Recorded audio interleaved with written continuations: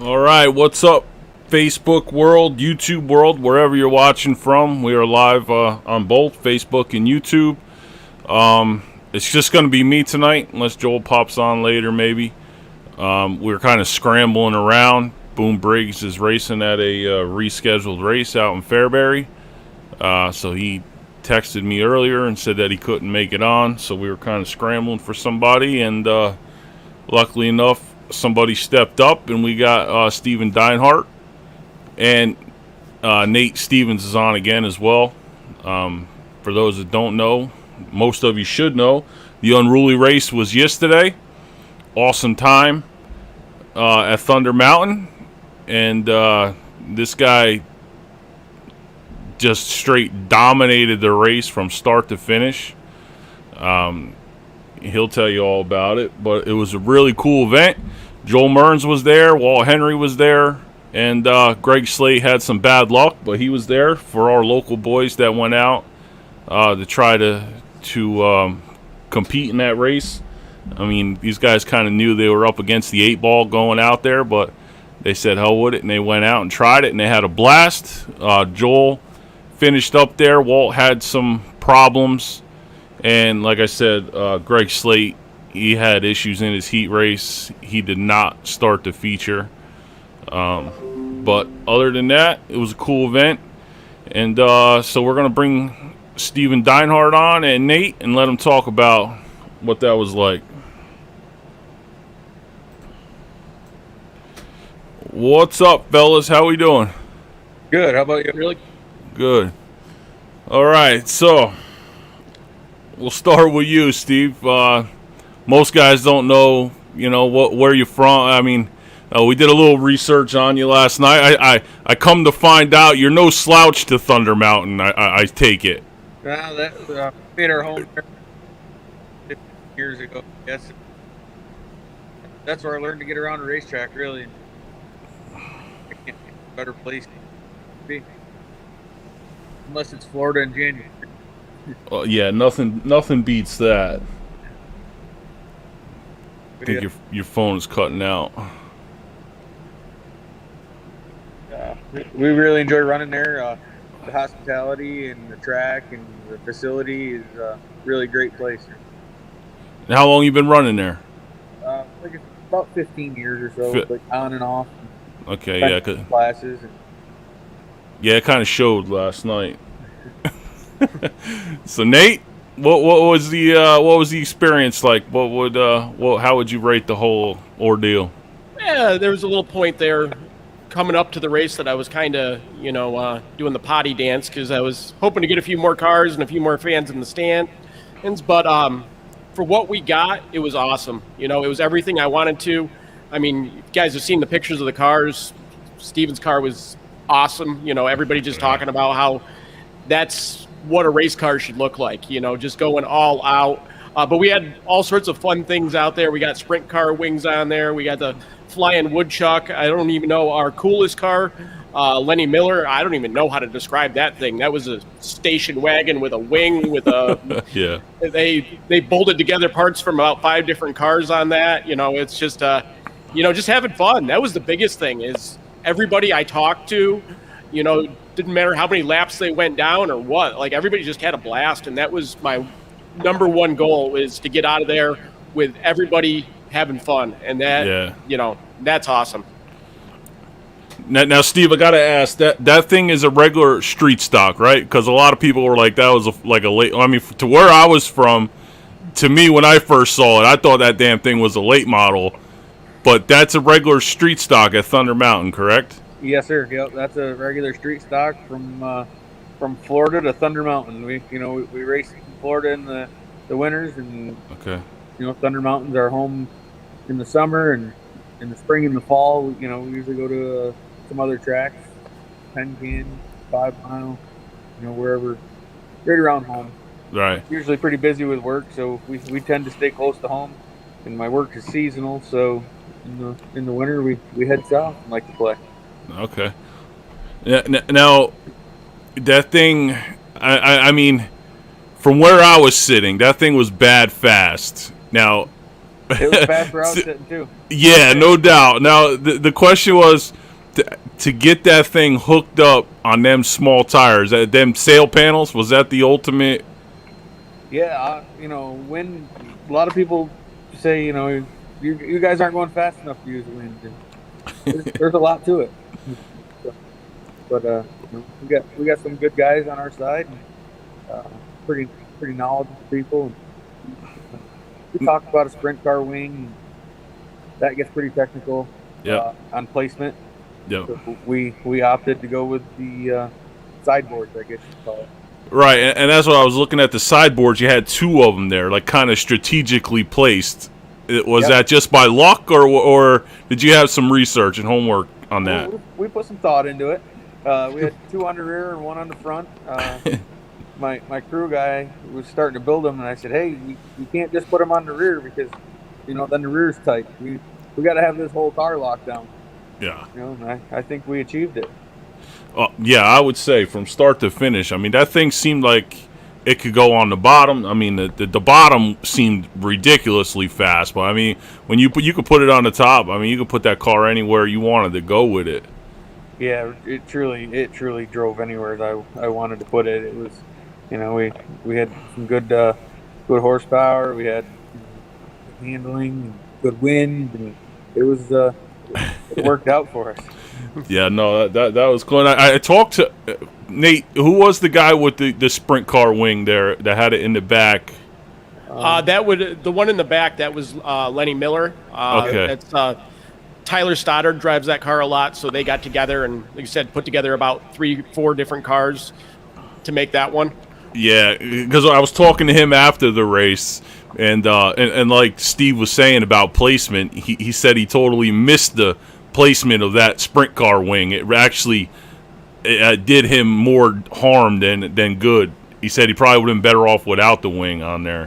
That's what I was afraid of, so that's why we steered clear of that. Yep, and that's exactly what he said, that the wing placement was atrocious for him.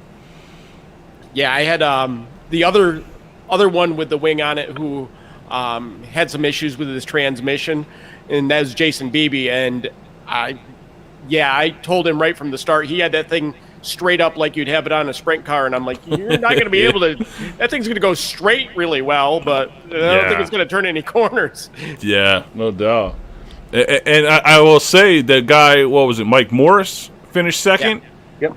I mean, I know you can't see him where you were from, Steve, but that guy that was just a traditional car, and he had that thing wound up, man. He was moving out there with that thing. Yeah, Mike Morris runs really well. He's hot shoe in the factory stock class here, and he knows his way around that racetrack. Oh yeah, especially on the DOTs. He had the upper hand as far as the DOTs go. He's got a little more play time than we do because we're always on race tires. But I figured if anybody was going to give us a real good run on DOTs, it would definitely be him. Oh yeah, he definitely had that thing. Wow, he was going well too. And for the guys that say that they, some guys say they couldn't compete, without having some crazy contraption. I mean, that just shows you that guy right there. He ran very well with that thing. Yep. That thing might not have been how he normally runs it. That's the one interesting thing is there was a handful of cars there that looked like normal cars, but there were very few people that just brought their car the way it should be. Like you said, Walt Henry, I don't think it's too much of a secret. He had issues with his car, but that thing had a full-blown modified engine in it. So yeah, that was a whole different motor, yeah. Yeah, so he was planning on going someplace, but needs some help with the electrical department there. Yeah, that was a tough break for him. Then the hose kept popping off. Mm. So Steve, so you've been around racing a long time though. So tell us a little about how you got into it. I started helping manufacture school. Then I thought I wanted to be an engine builder. So I started messing around building some engines, and then I decided I'm a construction guy, but I still wanted to race, so I still did the construction and got into the racing. And, we've been everywhere from super late models to the big block modified, street stock. We've been in and out of a lot of different classes. Street stock, that's home to me. We've been trying real hard to get the class to grow. Struggling with numbers currently. There's some technical differences between tracks, and we're just trying to work on that class and get things better. That's home to me. We've got the most years in that. Yep. And, that's what we like. And that thing, like I said, when I first looked at it, I mean, where I'm from down here, that we don't see nothing like that. You know, our street stocks are basic, metric chassis, Chevy, I mean, it looks. But that thing, I mean, even the sound of that thing, I was like, holy cow, I was impressed, man. Yeah. That car there is a full metric frame. And then we fabricate the body in house. Yeah. And we just do a lot of homework. We go to as many schools as we can, talk to as many people as possible.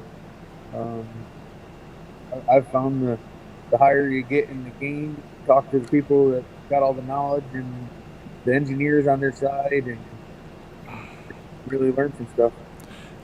Yeah, and as it was parked in the pits there, as me and my brother were talking about it on the ride home, just looking at the car and stuff, like, you definitely, you could see some speed secrets in that car that's different. You know what I mean? When you really look at it, like, yeah, this guy really did his homework, and he definitely takes pride in what he does in that race car. You can definitely see it. Yeah, our body's getting a little humble towards the end of the year. They roughed me up a little bit in Florida, and I said, we're using that the rest of the year. And we wound up having to replace the right rear quarter panel, so we're missing a sponsor to the Duckman trucking on the back there. But we work with all our own stuff here in the shop and try to get her done. Yeah. Where was it in the spring? You won one of the Speed Week races down there. So what track was that at? That was East Bay. East Bay, yeah. So that's, not as big of money, but, bigger star there. You had a few more people watching you at East Bay.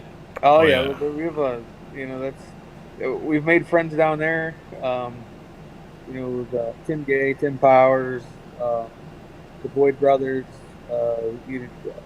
Wilson Chassis. There's a lot of good people are out there.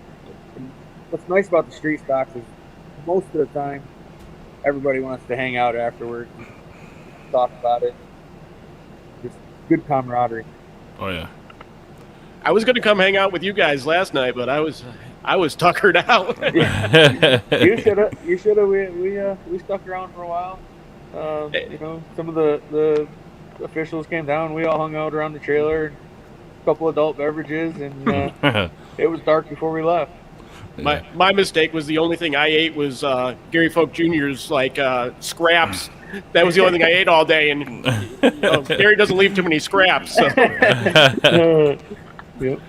Now, Steve, when this race popped up, were you were in from the start, or was you one of them guys who's like a little skeptical on it, or was you like, yeah, I'm in on that? I'm pretty sure we started right in. Like, it definitely had our attention right off the bat. With all the classes that we played with, we've got some pretty cool parts laying around, so that helped things out. Yeah, and that $3,000 payday, that's always enticing. That's pretty slick. Yeah, that's definitely helps things along. Don't forget, he got your bonus there. So he got the Northeast. I think you led every lap too, right? I mean, yeah. Yeah, personally, I was kind of hoping when I thought, well, it's like with the thing, and I'm like, maybe he's got to start in the back, because right from the heat race, I'm like, forget it. This guy, if he can make them tires and he can make that work, and I thought maybe the track would really slicken off, and you'd be, at a little bit of a disadvantage. But my God, that thing just didn't slow down for nothing. No, actually, in the heat race, we turned fastest lap we turned all year. That was pretty slick. I was pretty impressed with the tire situation, and that we turned that quick. But Yeah. You know, we had a lot of cool stuff. So. And that's what I told Nate, you know, because we were talking, and I said to you right now, I said, well, it's Thunder Mountain. Later on, the track was slicking off. Maybe that 73 will slow down, but... So the spoon hours do a pretty good job of getting moisture in that track. Yeah, no, the track was good. You know, some people say it's a little dusty, but that track always has moisture in it. Yeah. And that's the thing, too. You had the sprint cars going right before you guys, you know. That could have been a real factor too in the track, you know, which way the track went, but it stayed good all night. They do an exceptional job up there. Yeah. I know. Probably his biggest competitor possible was Jason Rhodes, and he was planning on. He had a whole plan going on how the sprint cars were going to run, and he knew what part of the track. And fortunately, he had a unfortunate meeting with the wall that didn't quite make it there, but it wouldn't have been. I don't think it would have been quite as much of a runaway. Yeah, that's the guy that was in second place. Yeah, the 35 car. Yeah, he was. Yeah, he was quick. Won the other heat race, and he was planning on hanging out and just hitting it up at the end, and thought he'd have a spot on the top of the track, but just wasn't his day, unfortunately. Yeah, him and Mike Morris been battling all year up at Thunder Mountain for the wins. So he knows his way around on DOT tires too. Now, what do you guys usually run up there? You run regular racing tires on that thing? Yeah, we're on Hoosiers. On Hoosiers. Free stocks, yep. Okay.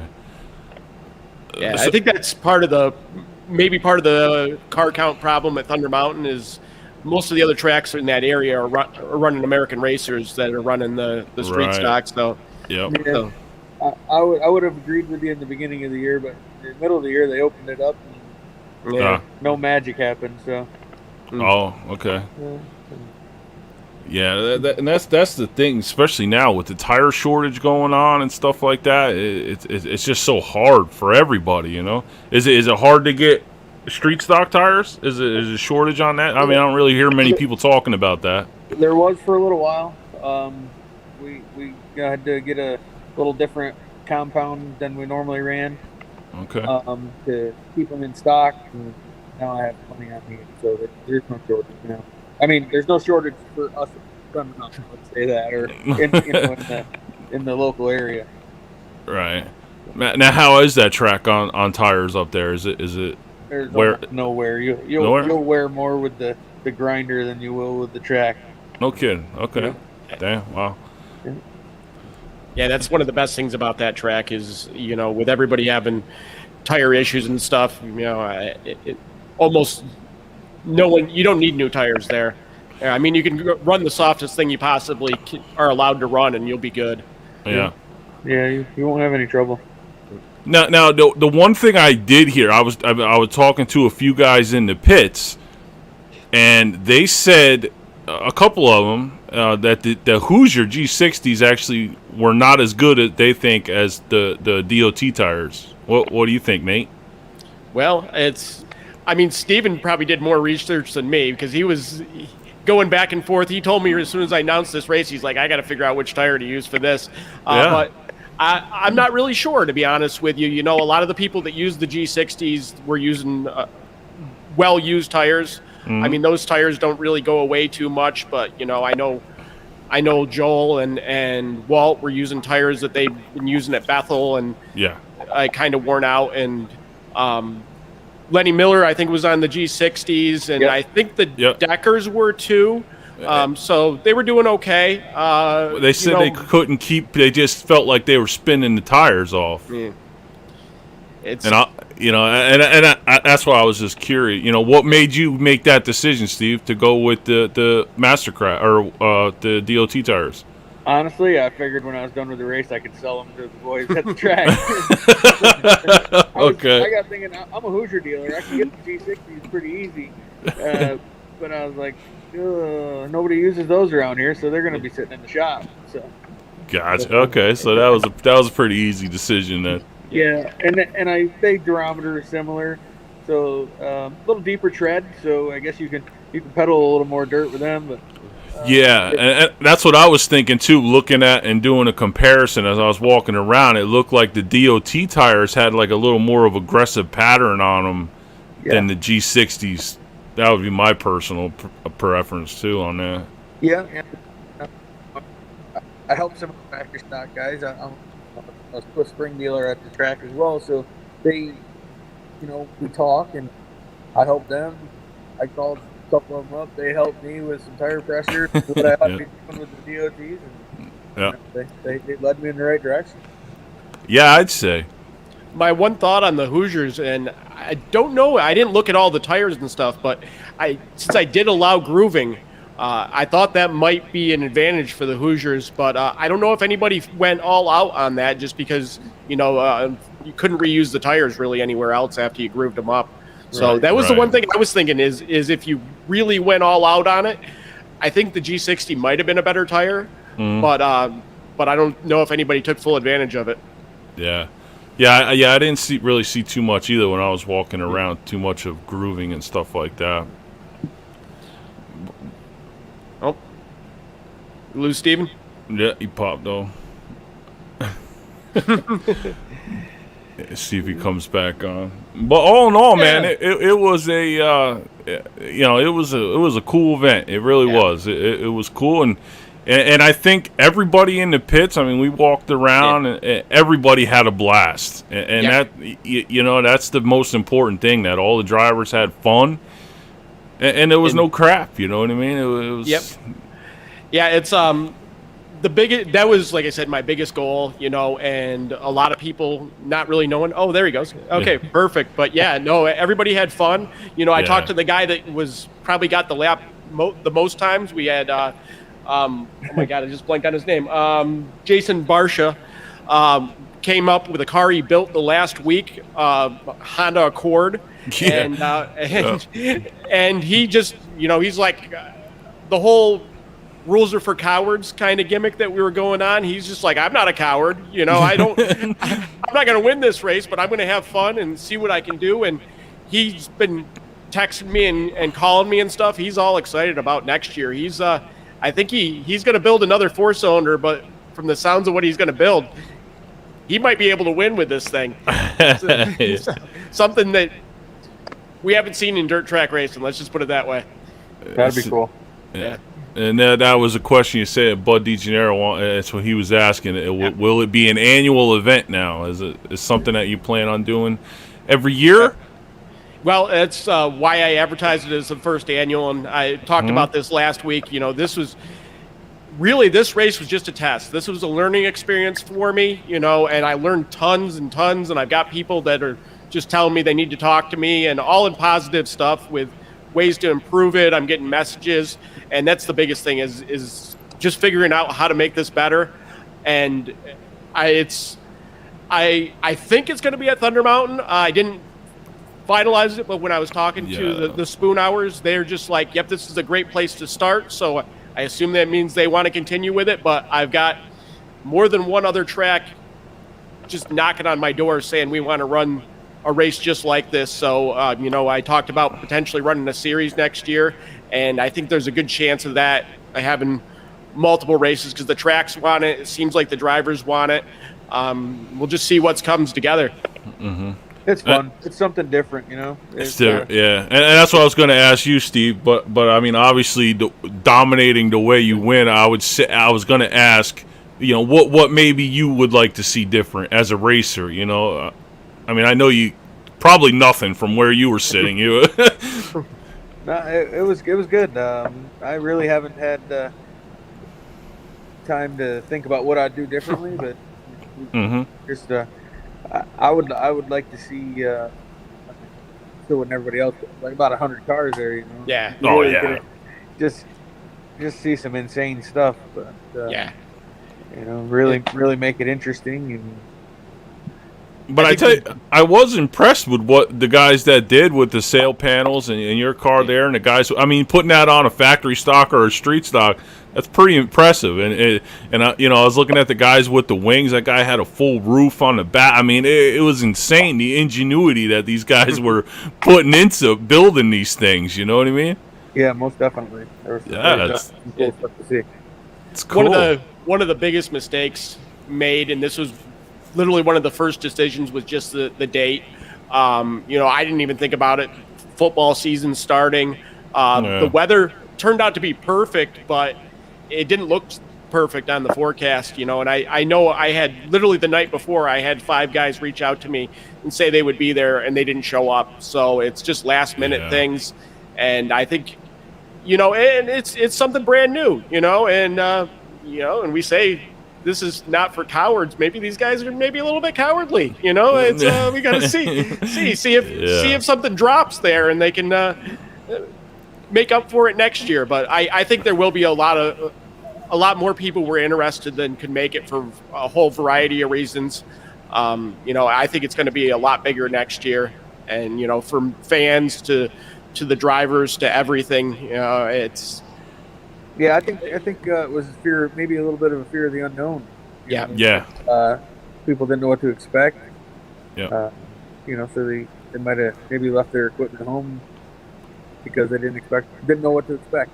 Yeah, that's what I was thinking too. The unknown is the biggest thing. And I think it was a good race. There wasn't really a lot of carnage, so people should be interested. Yeah, there was really only 2 significant accidents, I'd say. One of them was a little bit questionable. We're not quite sure what happened there. The other one was just a simple spin out, wrong place, wrong time. But there was, pretty much everybody ran super clean race. Barely anybody touched anybody, which was awesome. Yeah. And I had a really good view from the sky in the drone. I said I'm going to post videos up, for people that didn't maybe watch it on Dirt Track Digest. I figured I'd wait a little while. I didn't want to step on nobody's toes by posting videos or anything, but I'm going to post them up. It's really cool video, of the race. It's cool. So people that didn't see it, then they'll see it they'll see it and wow, that is pretty cool stuff, I got a bunch of different videos that I'll post up on the page.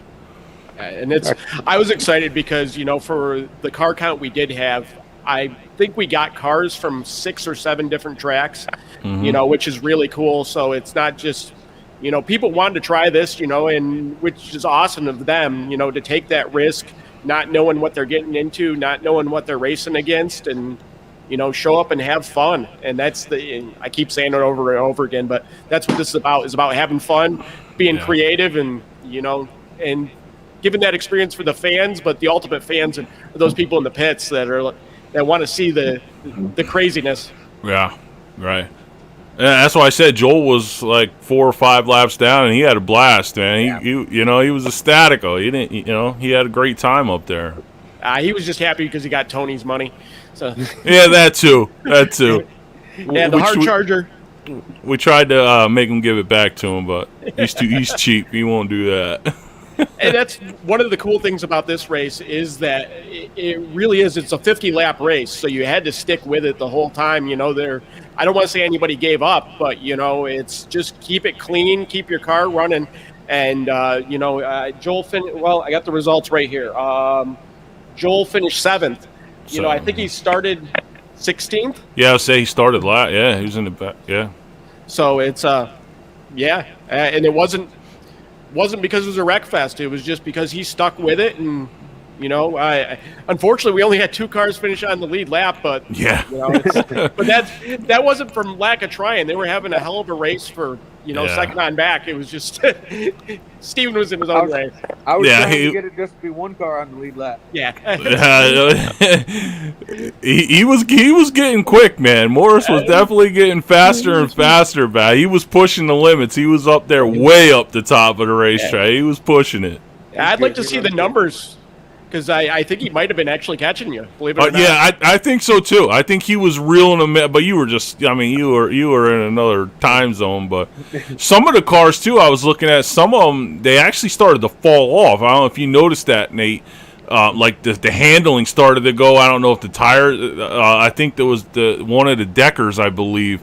He went to the pits, came back out. He worked his way. I think he was like in 3rd or 4th, and that thing was all over the place.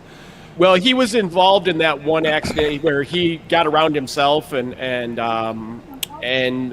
Shane Mosier got into him. It might have screwed up the handle on his car, but those are top cars, and he probably would have been there. Yeah. You know, would have been definitely part of the show if it wasn't for that. And now, Steve, your car, the whole 50 laps, it never changed. It felt just as good from lap 1 as it did to lap 50. Yeah, it was really a pretty good car all night. You know, my lap times, you'll see, was real quick in the beginning, and then I kind of coasted for a little while. In the last 6 laps, I just hammered down, and the lap time showed it. We picked up some more time. That's I don't know. I'd see the next guy I wanted to lap, and I'd really pick it up, and coast down for a little while.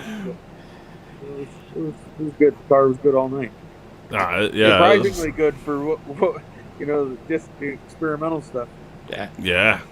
I know I had one guy getting a hold of me today that he was going to take it easy and to be there at the end, and probably would have been competitive. Unfortunately, he got lapped by lap 12, and he's like you need to do Lucky Dog next year. I would have been up there, and I'm like,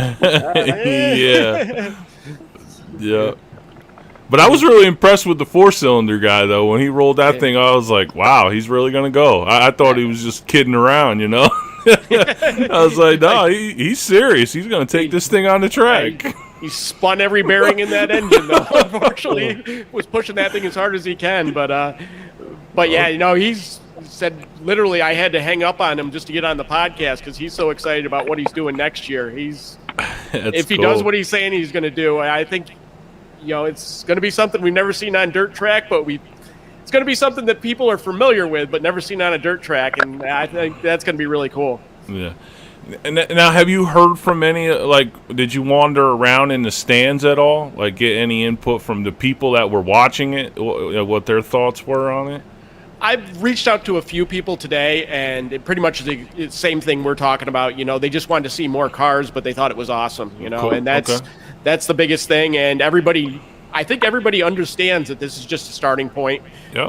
That we're just learning. But everybody I've talked to has just, loved the entire experience. We got everybody out of there, I think, by 7 o'clock or something. And, perfect. And the weather was great. It was really just an awesome day. Yeah. And that was the thing, especially on a Sunday, 7 o'clock being done. It was 2.5 hour drive home for me, but that's perfect timing, Yeah, to get out on a Sunday. Yeah, it was good. It wasn't bad. Yeah, a lot of people ask me why I scheduled it that way, and I guess out of all the choices I made, that was a good one. Yeah, no, it was good, and daytime racing is tough anywhere. And it started at 3 o'clock. It was good. It worked out. It worked out really well. I don't think I was in the tower, but I don't think it got too dusty. I don't think it was. No, it was. Yeah, so it's perfect. Yeah, it wasn't bad at all. So Steve, would you be in for round 2? Or is it something Is something that you strongly consider? Most definitely, yeah. Yeah. We had a blast. Obviously we come out on top, so that helps out having fun. But we got a few more things we'd like to try yet. Just didn't have, we might not have started as early as we probably should have. Prepping, but we had a great time. I'd love to do it again. Yeah, it's and you're the guy to beat now, so you got to kind of do it. I got all these guys plotting to figure out how they can do better than what you're doing. So yeah, that's it. You set the example. Now everybody else has got something to feed off of. Yeah, I guess we probably set the bar kind of high there. So, you set it real high. Yeah, yeah, no doubt. Now the next guy's gonna really try to lap the whole field. But everybody I talked to, they just didn't know what they were getting themselves into, but pretty much everybody was like, I'm going to be back and I'm going to be here to race. They're all planning on being up front next year. Yeah. Even Joel, which I don't know. Yeah. He's got to talk to Mr. Gearhead there and see what they can come up with. Yeah. I was expecting him to show up with that engine with both carburetors on there. I'm surprised he didn't. That's what we were talking about that my brother commented on here. The one guy there that was long. I don't know if you saw that. He was lifting the front right up in the air. Did you see that, Nate? Yeah, there was a few guys. Well, one time, I don't know if it was Kurt or if it was Damon. One time, one of the Deckers had both front tires off the ground. Off the ground, yeah. Coming out of the corner, I was going, and then Mosier actually normally does that in the factory stocks, which no is kidding. normal. Wow. That's pretty much. Well, I don't know in detail, but I think that's pretty much how he runs his car. Was the same way he ran it at the Unruly race, and you know, that's just how he drives it. Yeah, that was impressive. Like coming off the corner, just lifting. I was like a damn sprint car. You know, it's a 3,000-pound car. That should not be doing that. That is insane. I mean, Thunder Mountain is just great. A lot of people ask me why I chose that track. I had 2 or 3 different tracks talking to me about it, and part of it's just the Spoonhour family. They're just a great family to work with and good people, but also that. Oh, am I still here? Oh, Gary's messing it up. Gary, you're on mute. You muted us all.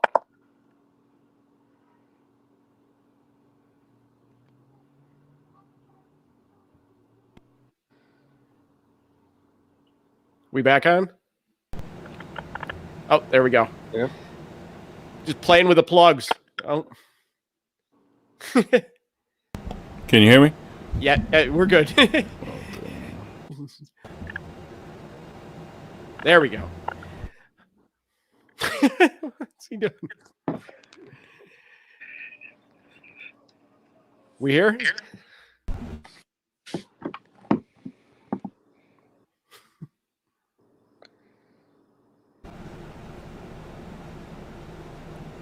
There, I think we're good. Yeah, I was just saying the spoon hours are great, but one of the biggest things is all the people that never raced at Thunder Mountain were just loved it. You know, they just loved all the room to race on, you know, all the bite. It's, you know, Gary, stop hitting buttons.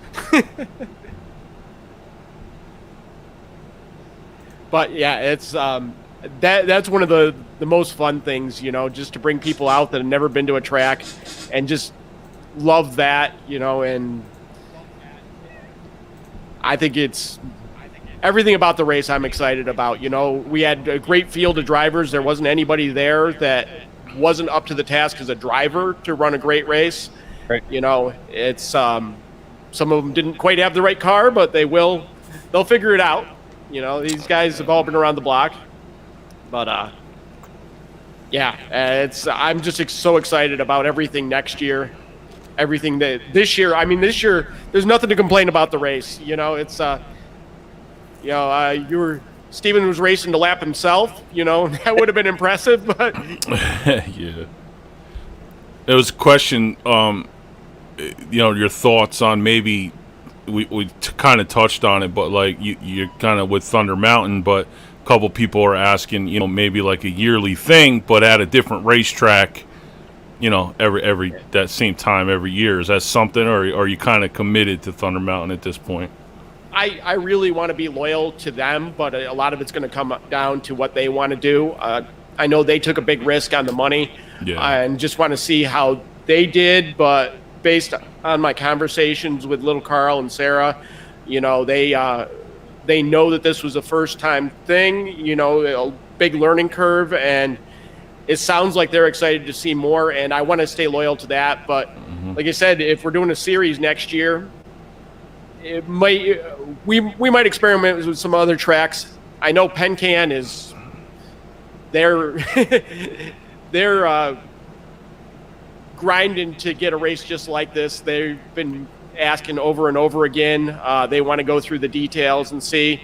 I'm thinking maybe something in the spring for them, but we got to work out the details, and a lot of other tracks that might do something similar. You know, but I think the big one, as long as the Spoonhour family is up for it, I think that's going to stay at Thunder Mountain. Right. Now, would it be something you consider maybe doing like you said earlier on in the season somewhere? You know, like a mid time, and you know, and then have that unruly race there. You know, just something for a different location or something like that, maybe. Yeah. Oh, that's 100% what I'm talking about. Is that I don't want to get into dollars because there's a lot of conversations going on, but I think that's still going to be the biggest money race.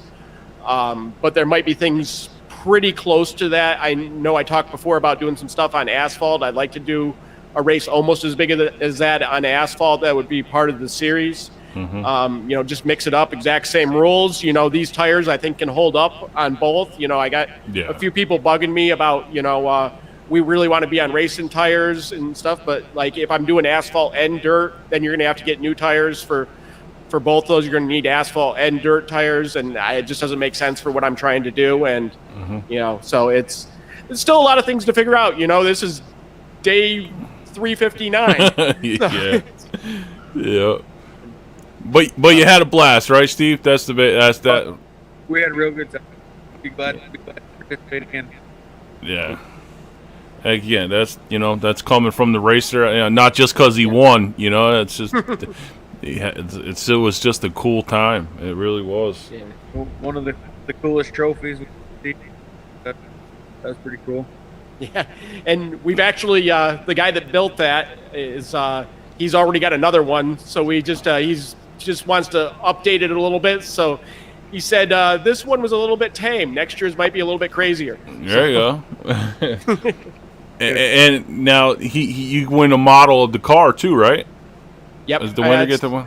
I've been talking to Mitch, who's going to be building that. So he's working on that. The coolest car and the race winner both get a model of their car. That's cool. So, just discussing that. I think he's picking up the parts this week to start putting it together. Where he's going to be talking to his graphics guy, who I think I think he actually letters both cars, or he has the files. So it should be a pretty decent turnover, although I don't know how he's going to make all this crazy parts for it. But I guess if you can build them for the big car, you can build them for a little car. Absolutely. Yep. So Steve, just off course of the unruly thing, talk about a little bit about your racing career this year. How'd you make out? Did you run for points anywhere up there at Thunder? Did you run the whole season?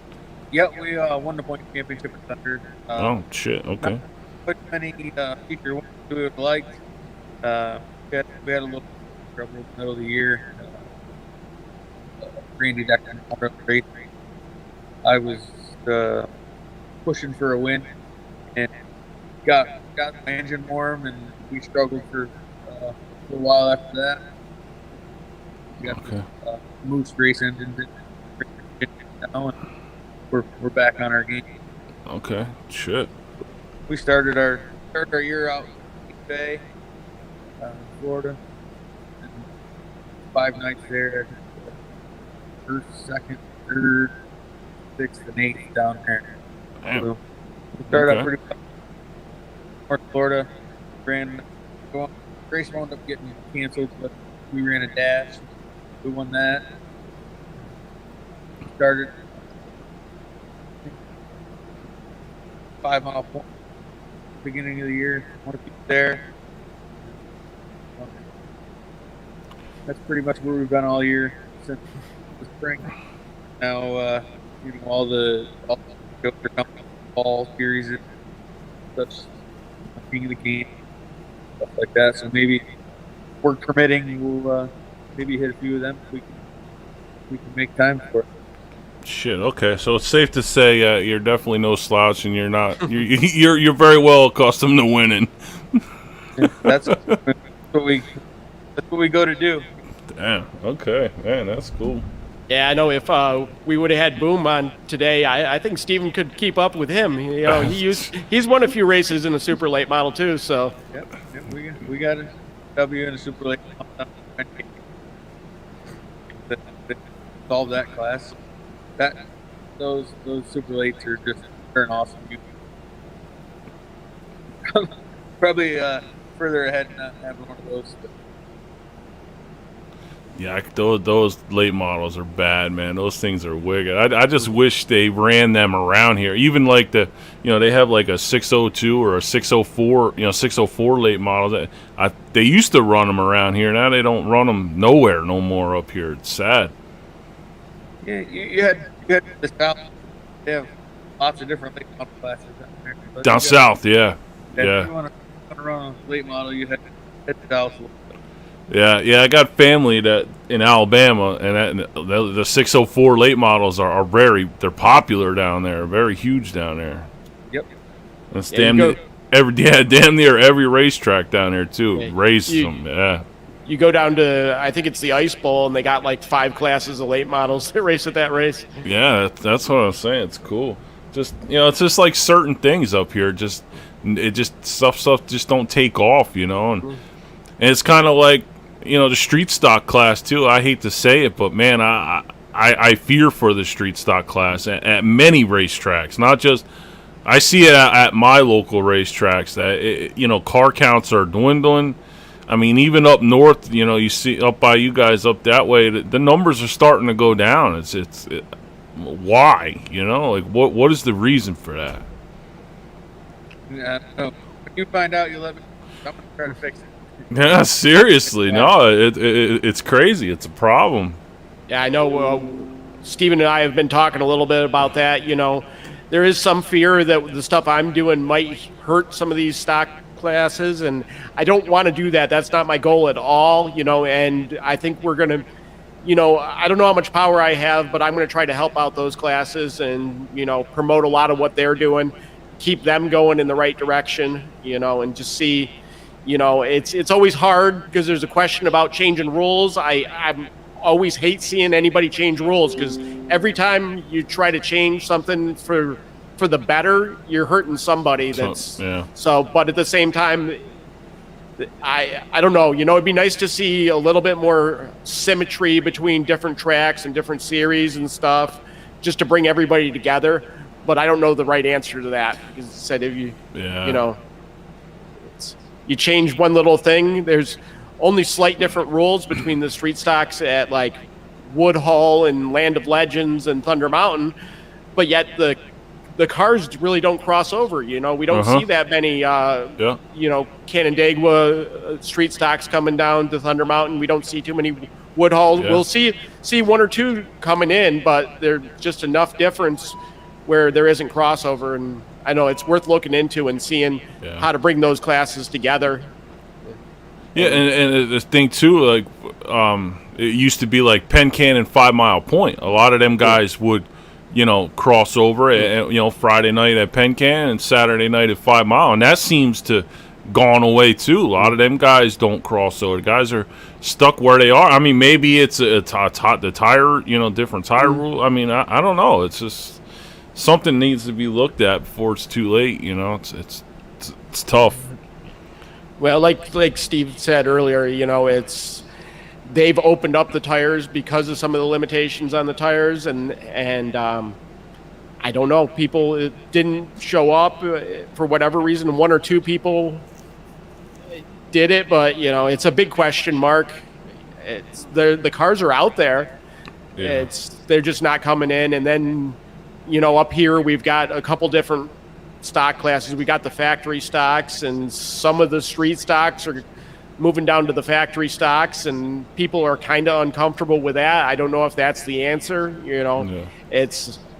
They seem to want to go into that direction to build up their car counts, but in my gut, I'd rather see them go with more like the Orange County or street stock rules, or more like the hobby stocks that run at Outlaw and Woodhull. Right. It's but I don't have control over that, and they're looking at the easiest thing for them is to find a street stock chassis that is a couple years old that they can buy cheap and run it as a factory stock and not be questioning. Then they have the best car that they can have, but right. It kind of dilutes the class down. But I don't know. It's not my call to make.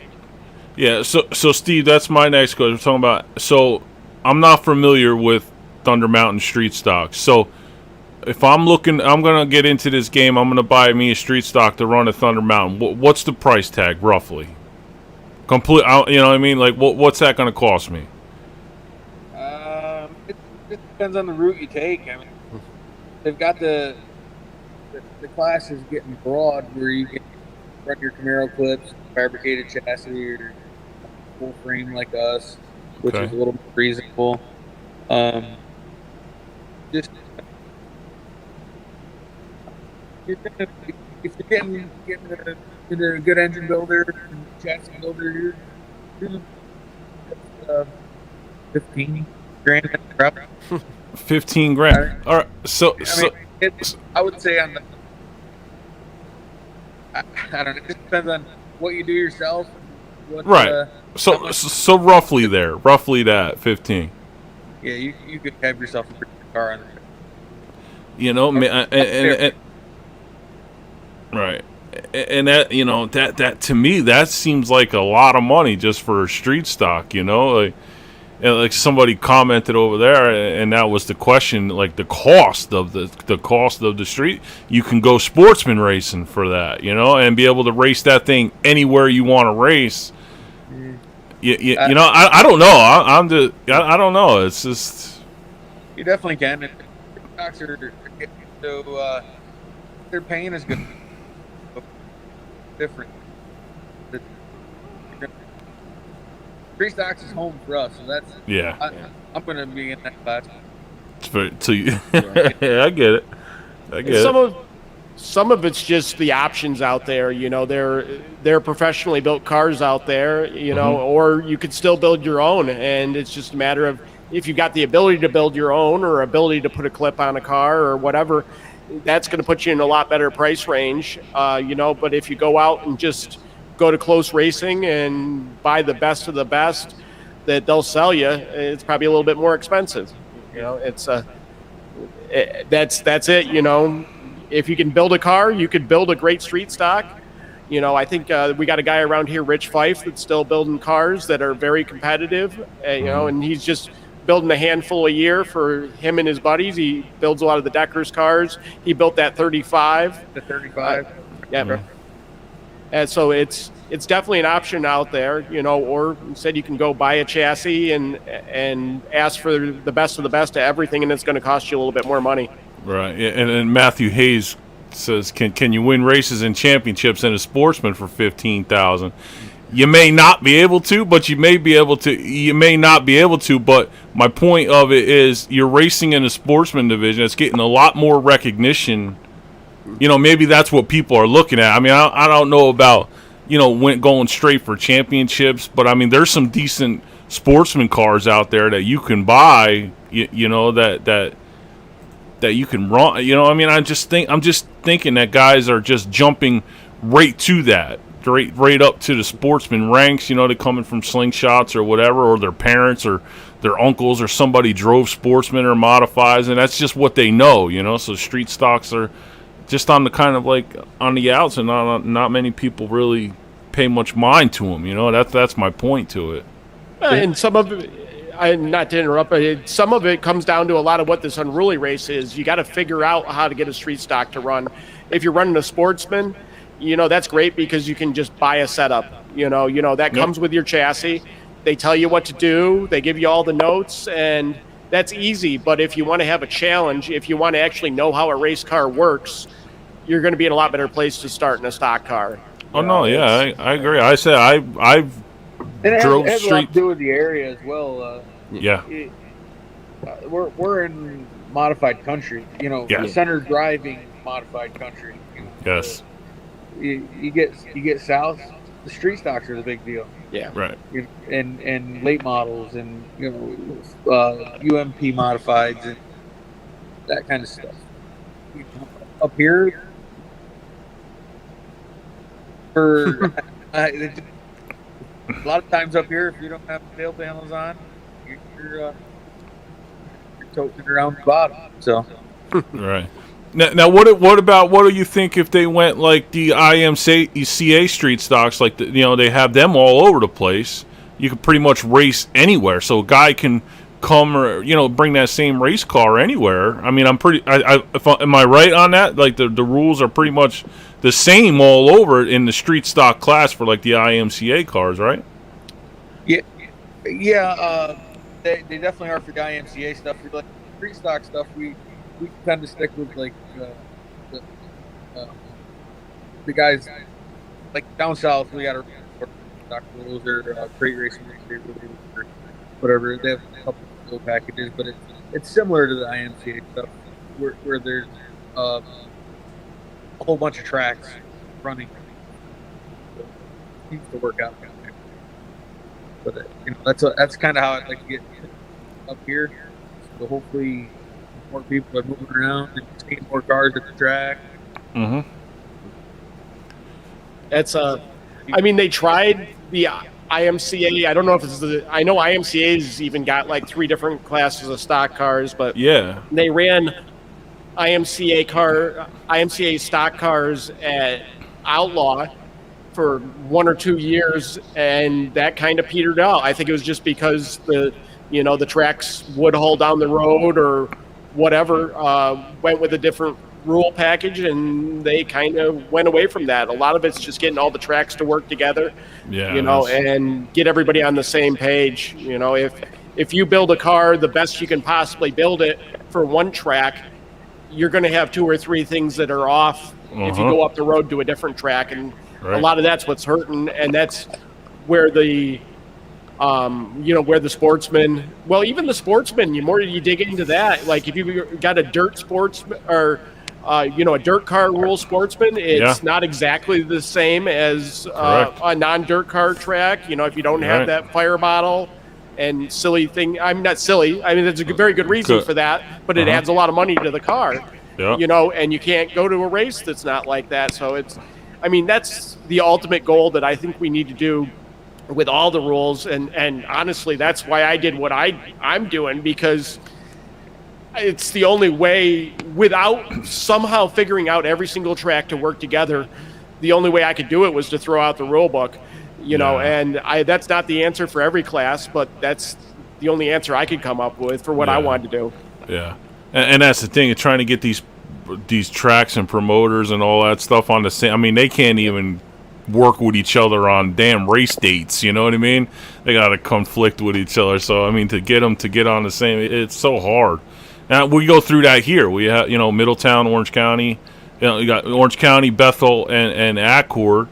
And then Accord, they Bethel changed to the Joel pushed for that for the 9-inch and stuff like that, but Accord you can't do that. You know what I mean? So, and it's all right next to each other where they should all be on the same page. But you can't get them to work on. And then this track's got 15 cars. Now that 15 cars can't race at this track unless they change the whole rear end. It just makes no sense, the rules like that. I kind of got interested this year with what Woodhull's doing with their hobby stock class, because some of my feeling was that it's hard to run a real stock V8 rear-wheel drive car because they're old chassis and stuff, and that there's a limited supply. And Woodhull's got a full field of stock cars that I don't know all their rules, but they sure look stock. And my understanding is they've got really stock rules, and they've got over 20 cars every week. And so there's ways to do it. And the biggest thing when I talk to those guys is that they came together as a group. They all helped each other out. Literally, like I've been down to Woodhull a couple times this year. If one car breaks, they'll have like a little hot pit that's just inside the pits. And every single pit crew comes over and works on it. They just have all come together as a group. And that might be the answer. If the tracks can't come together, maybe it's time for the drivers to all come together, and I don't want to say like a union or a group or whatever, but all work together and do this on their own. It shouldn't work that way, but maybe that's the answer. I wouldn't have believed it, but they're doing a damn good job of that. They've got a big money race coming up in a couple weeks that's over $2,000 to win for a class that they just started like 2 years ago, and they're probably going to have, they're going to have more cars than we had at the Unruly race. Yeah. We'll look at Bridgeport in October. $10,000 to win for a street stock race. That's big time money. But Steve can't bring his street stock there. It's a street stock race, but he can't bring his street stock there. The classifications are what kills it. Now, how many tracks can you run at, Steve? We can run all around.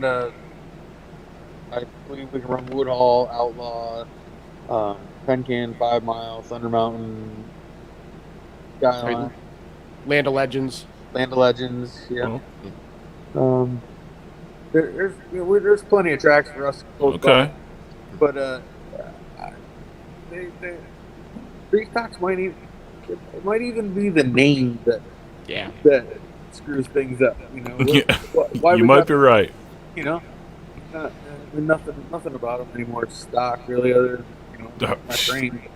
Yeah, you're right. It might be just a title issue.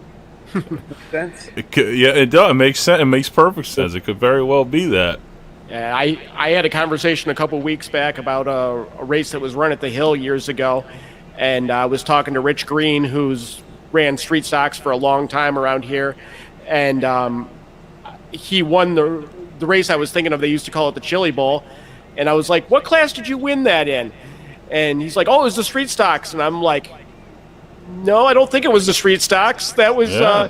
because I'm like, I think that was the pure stocks, Yeah. but that pure stock class became the street stock class, and Yeah. then it become what it is today, which is a super stock class. There used to be a super stock class around, but it just confuses people so much, and that's a lot of the problem. You know, I'm trying to do a little bit of a press release, and I want to make a big deal about all the different cars that were there, because a lot of people like. But I'm like, Joel runs in the street stock class, but it's not the Southern Tier Right. stock class, so they're very different cars. But I'm like, I don't even know how to title this stuff. I want to make Yeah. it sound, it really is an issue with it. Oh, and thanks, Andy. I appreciate it. Popped up there for a second. But yeah, that is somewhat of a problem. But at the same time, the cars that Steven's running, if you look at the Crate Racing USA stuff, those are street stocks, and so who's right and who's wrong? To me, I think these should be more of a super stock, but then you're not going along with what the national standard is. Right. So it's hard to say. Right. Now, Steve, are you familiar with? I don't want to say our pro stocks, but I don't think they really race up in that way. But are you familiar with like the pro stocks, like the dirt car pro stocks and stuff like that? A little bit, yeah. Now, how far off is your car, knowing what you have in your car? How far off is that street stock comparable to a pro stock, for say? Or, a New York pro stock? I do believe they're a 602 crate engine. Now, and, okay. Rear. We run the 4.9-inch, and right now I have an open motor in. Okay. So, I guess rear end, and I think their body roll's a little stiffer than ours, I believe. Okay. I'm not 100% up on the dirt pro stock rules. But. Right. Yeah, they did go. They did. At one time, they did have open motors, but they're all crate motors now. But I was more specific, like, the body's a little different, but I mean, like, the characteristics. You know what I mean? The insides of the car is pretty similar. Yeah, I think so. They're relative under the skin. Right. Yeah.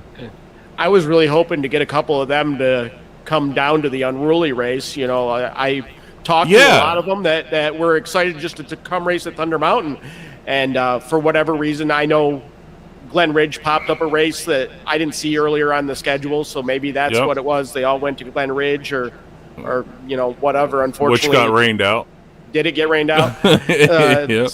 So I was really hoping to see a few people. Oh, there we go. It's there's Joel. The tiny dancing hard charger. Wow. But yeah, I don't know. But that's what I was thinking too. Them pro stocks are pretty fast for what they are, but none of them showed up at all. Yeah, I don't know. I mean, like I went to before. Maybe they're a bunch of cowards. Yeah. I guess I don't know. So what's up, guys? I'm sorry. Sorry I'm late. I'm absolutely exhausted. Yeah. I had a very long weekend. You were a few laps down. We understand. Yeah, I don't give a shit. You just got to the finish line. I'm just finishing now. I'll tell you what an absolute blast. Steve, congrats, man. Never met you. Dude, I saw the move over flag, and before I could move, you're already by me. So I didn't even pay attention to that shit anymore. So, in case you didn't know, I was the road cone with four tires on it. Yeah. What an absolute blast, man! Absolute blast. I missed the first part of the show. I'm probably sure you guys have already mentioned a lot of this stuff, but I wanted to post what I made for 7th because that's unheard of. That's unheard of around here. I spent, I think, $200 to get up there.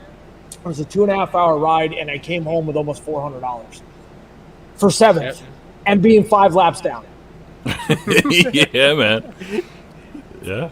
If you do this again next year, I'm telling you, sign me up already, and I want to be a part of the promoting committee or whatever it is you need to do. Because if you did not go to this race yesterday, I'll tell you, you were stupid. As long as you stayed out of trouble, it was a great race. Yeah. Next year, we're going to create an award just for you for the car that finishes on the track the most laps down. So I'm in.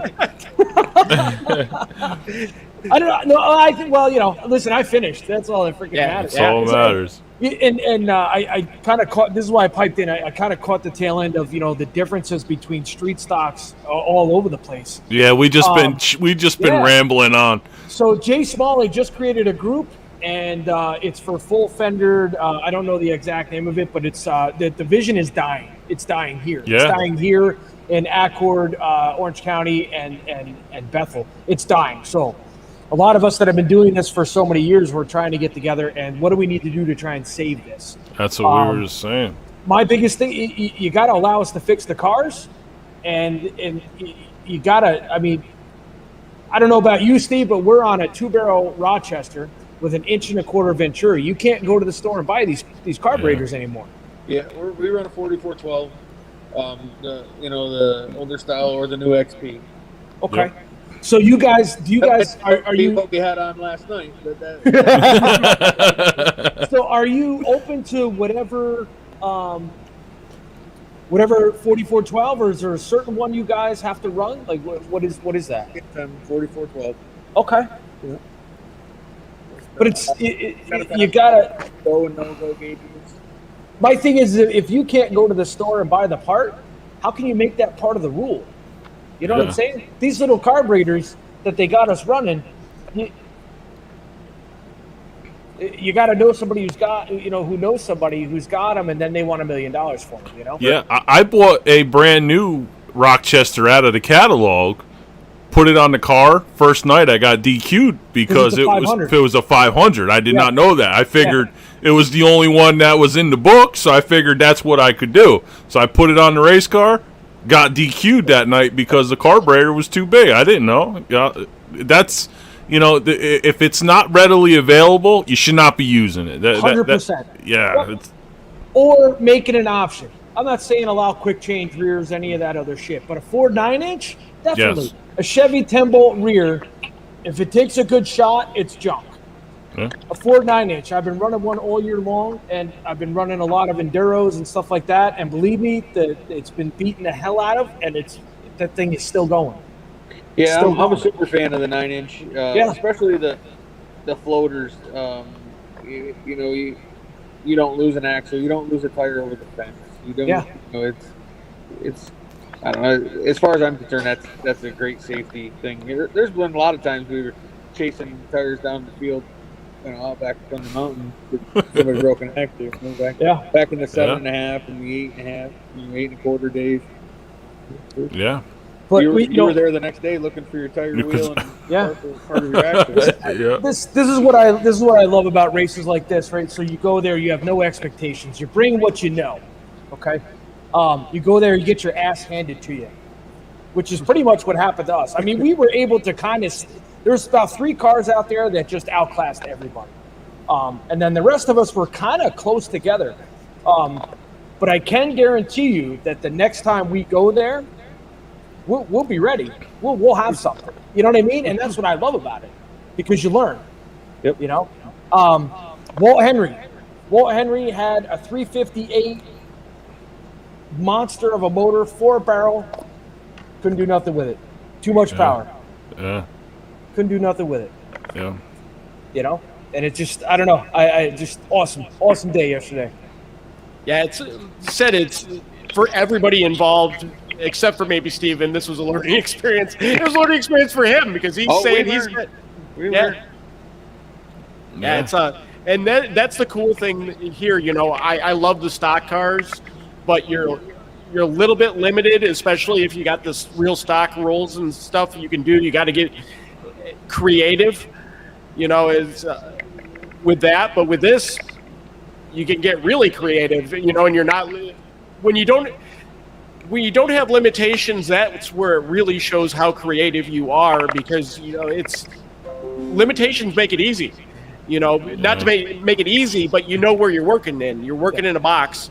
You know, without having that box, you know, who knows? It's So I moved up to the pro stocks, which were, you know, I did that for about two maybe 3 seasons, but I've always stayed with the street stocks only because of the ingenuity of it. They're not cookie cutter cars. You're taking something that's 30, 40 years old and trying to make it do something that it's not supposed to do. And that's what I like about the division. You know, you have to sometimes make shit up. Yep.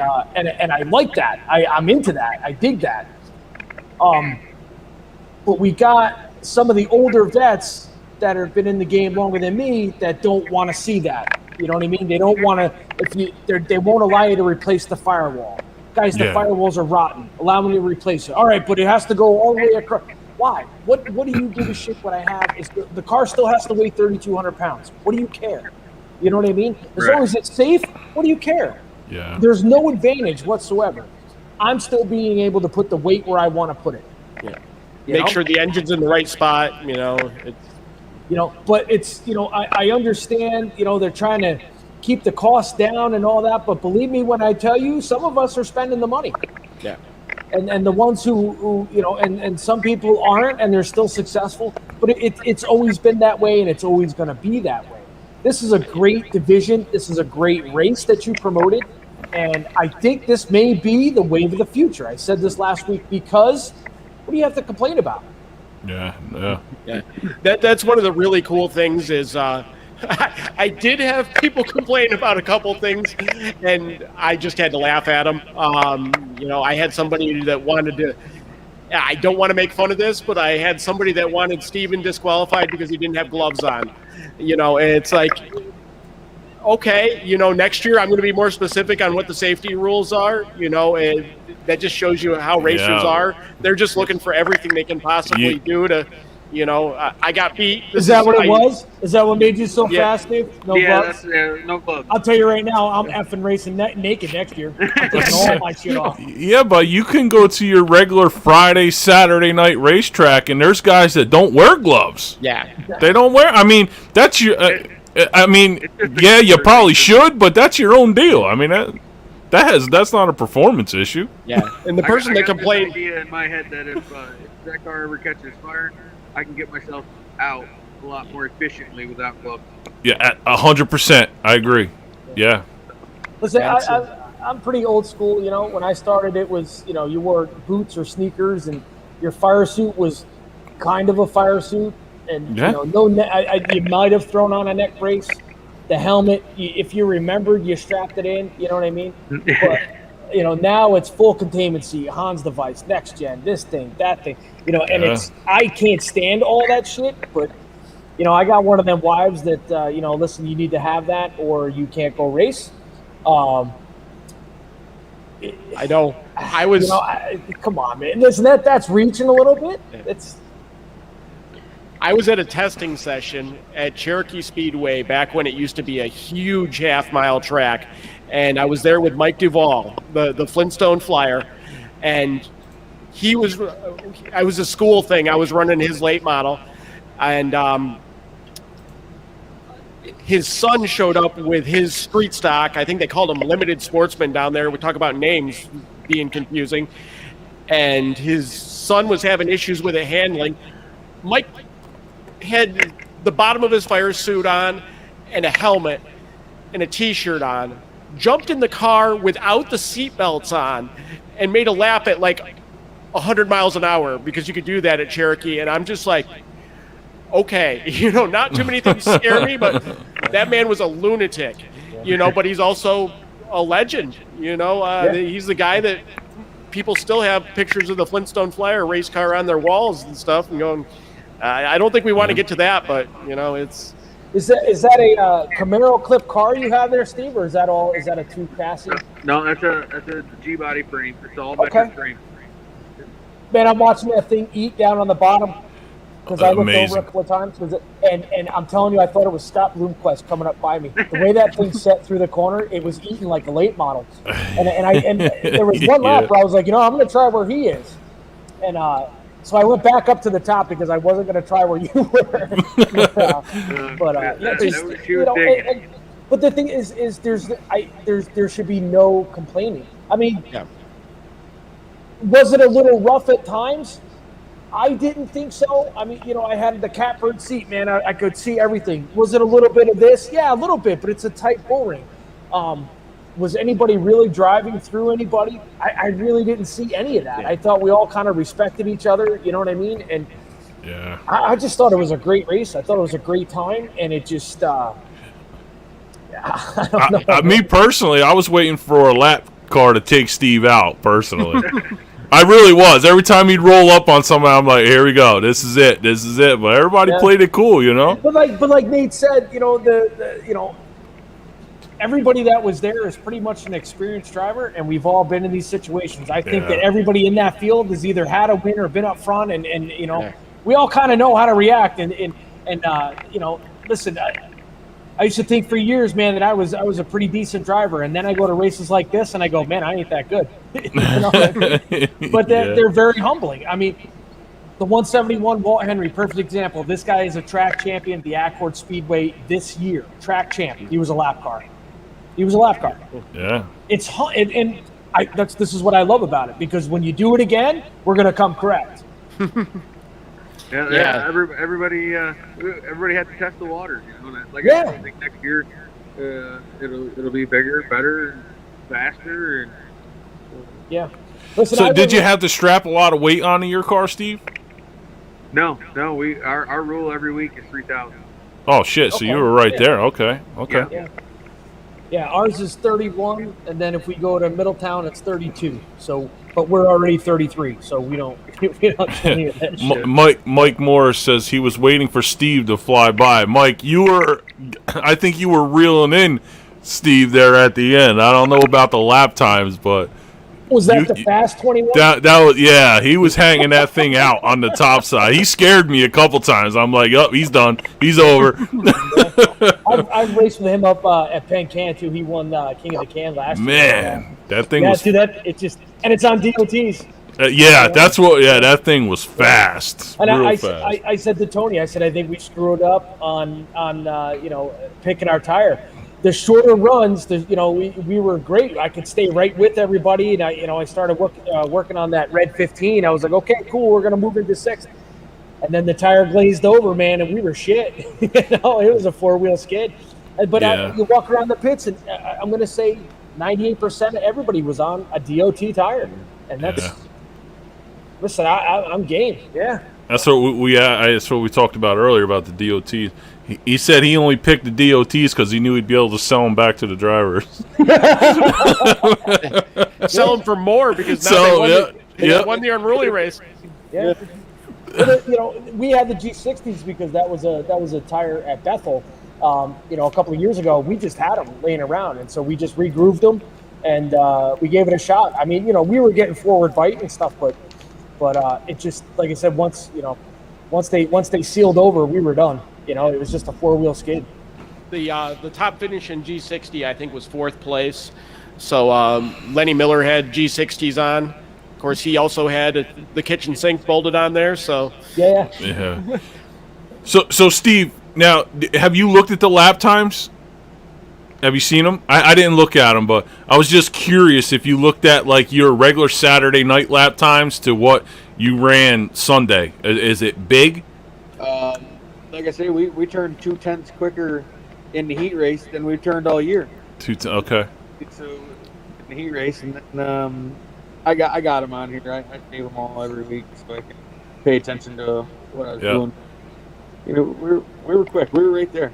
Yeah. With our lap times is what we run on the race tires, but like I said, we had Yeah. some safe panels and we had some wind in our favor, so Yeah.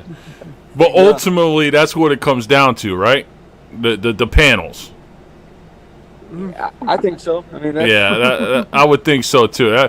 But just for next time, for guys that are maybe watching or like thinking like, panels are definitely if you can bolt panels on, because it's just like a sportsman car. When I put sail panels on my Sportsman for the first time, you hit that car, it's like, holy shit, you can really feel it. I mean, it tightens your car up. I mean, it's a light years difference, and you put them on that street stock, strategically place them like that, a huge difference. Somebody asked me if that was, if that's a big game changer, and I'm going to say, yeah. I mean, Yeah, you were I hardly agree. ever off the throttle on that place. Yeah. That was a fast little track. yeah. And I pretty much ran the damn thing like a sprint car. You know what I mean? I just remember just doing this like the whole like I was like this is fucking awesome. You know what I mean? And I even came off and told Gary, I said, dude, you don't keep the car sideways, you're gonna be Greg Slate push. right up over the wall. Yeah. Welfare Greg. Yep, right up this. I told Bob to tell him that. We call Bob, so we call him Money Bob, and his brother is Greg. I said, yeah, call your brother Welfare Greg. Oh, shit. He tried to. Well, he might have been listening to you being nervous about that wall. He tried to knock it down. So yeah. Oh, yeah. And if you got above that berm, it was like it just sucked you right in. Just take your foot off the gas and just kind of hold on. And just a really cool track. Never ever been there, and just a cool race. And see, that's the I trick. don't- If you, Yeah, I don't know who the guy on the or up there in that corner when Greg went in there, but he definitely Big. he But he never definitely moved. He was like, yeah, that dude. I thought Greg was taking him out, and that guy was just like, yeah, whatever. This is how I'm going. This is it. I don't care. I think he's seen that before, man. Yeah, he did. He just stood there like it didn't even matter. His car was barreling it down. He was like, yeah, whatever. Here we go again. Like he was okay to die that day. Like he didn't care. He just kind of looked, hey man, you good? You should have turned. that's the sprint car guys were going. Those guys down in 1 and 2, are they safe? Yeah, Don't worry about it. They're fine. Yeah. that was no shit, man. Jesus. It was a blast, though. Yeah. Definitely was. So, Steve, are you guys all done for the year, or do you have other races that you're hitting to? We're gonna try to. We chatted about that earlier with work schedule and stuff. We're gonna try to get to some more races, but just a matter if we get time to work on the car and if we're comfortable with going that weekend or that night or whatever. We don't usually set up a hard schedule. Yeah. Now, what were your expectations going into something like that? We weren't sure. We were in the shop, me and Matt. He put all the sail panels and stuff on, and we're talking about the effect it's going to have on the car, and from our standard setup to what we should do to compensate. I guess we got pretty close. So, I'm gonna say. Yeah, I mean, how do you even? I mean, it's like you can't even compare that to anything. You know what I mean? So, yeah, like you're in there trying to figure out to compensate for. What the hell are you compensating for? Because it's something you never even. You know what I mean? You never done or tried before. It's just crazy, the whole aspect of the race. Watch the older guys do this. car, but a tight one I don't like. So Yeah, man. Listen, we set our. Well, I shouldn't say we. Tony set ours up to be tight, and I would rather have a tight race car than a loose race car. But it worked because you had to throw that thing in there, man, to get it through the corner, and it just worked. It just I know I had Jared Spalding, who runs the Mid-Atlantic Modified Series. He had been contacting me all week. He had a whole plan. He was going to run Hagerstown and run right up, and he was going to put sail panels on that and a big spoiler and had plans for weight. And I'm like, yeah, it might be the guy that's going to beat Deinhardt. I didn't want to say it too much, but unfortunately, it sounds like he had some engine problems down at Hagerstown, so he didn't make it up. But, there's cars out there that make this interesting. And said, I'm not sure what's going to. I think by what people are seeing now, the aftermath, what they see is what the payout was. how much respect was actually out there. I think you're going to see this grow, Nate. And I said this before. I think you've really hit on something, and I think that this is kind of the future for us. I really do. You know. Yeah, because you figure how many people, previous, that were commenting on there, oh, you're putting up that much money, somebody's going in the wall. I think a lot of drivers was kind of like, it's not going to be much respect out there. But it was total opposite. Yeah, it definitely was. Yeah. Like I said, there was a little bit of rubbing, beating and banging. I got my bumper pushed in a little bit, but it was like a, oops, kind of, that stuff happens. But Well, you got lucky to race with Mr. Excitement there. That red 15. There's a reason why he goes by Mr. Excitement. So yeah. But like I said, good bunch of guys. Buck Mills, he was another one. Tony was on the phone with him for over an hour. We'd never been up there before, and dude, everything he said to us, it worked. We were constantly bringing a knife to a gunfight when we go upstate. Against you guys and stuff, because it's just, we're so limited on what we're allowed to do. But it just, again, though, man, it was worth every bit of it. Even if we had no expectations of qualifying whatsoever, because we know what's up there. We know what we're up against, Yeah, you guys are pretty limited down there. Chad, I'm sure you know the name Kevin Skelly. Yep. I've seen some of his stuff, and I'm like, what are you running that for? That's our rules. Yeah. When they say straight stocks, I think of my car because that's what I. Yep. But it goes back to what you were saying, Steve. It's like a misconception of the street stock. Maybe it's the name that needs to change or something. You know what I mean? I don't know. Yeah. So Tommy Gruber just piped in. He said he would have bet my bumper on purpose. Hey, why don't you be quiet? Doesn't he have like a little go-kart now or something he's racing? Yeah. What? He should have brought that damn cheater motor he got. He probably would have been all right. Yeah. Oh, shit. Yeah, Jesus. It's all right. Yeah, no, man, it was definitely a good time. It was awesome. Good stuff. Yeah. See, Mike Morris said too. He turned his fastest lap of the year for this race too. Yeah, that car. I don't want to give away any of his secrets, but my tech inspector comes up to me and he goes, "That car doesn't run that way all the time. It looked like the same car, but Mike had some stuff in that car too." That car he's got's a pretty good car. That was one of my old ones actually. That was that was a good car. That was one of the ones you wished you kept around. Yeah, there's always that one. Yeah, I think Buck Mills said he had his hand in that for a little bit too, didn't he? I think he's the one that sold it to them. Well, yep. Yeah. Listen, man, you guys decide you want to sell something, you give me a call. Shoot me a message or right on Facebook. We'll do that. I even said that to Tony. I said, listen, man, I'd love to get my hands on one of these chassis, Yeah. But then show up down here with it and see what they would say. Yeah. Okay. I'm running Sportsman with it. Okay. Yeah. They wouldn't even let you in the gate with that thing. Sure they would. Well, I just moved it. You just put a stock body on it. Nobody knows any different. Yeah, it's true. I think Gary Ronk, right? Didn't he have something similar to like a 5 mile point? Like pretty close, yeah. Well, Brockner. Was it Travis Brockner? Travis Brockner. Yep. I have Travis's championship car from Accord, and even Buck told me the same thing. Apparently Buck had that car too.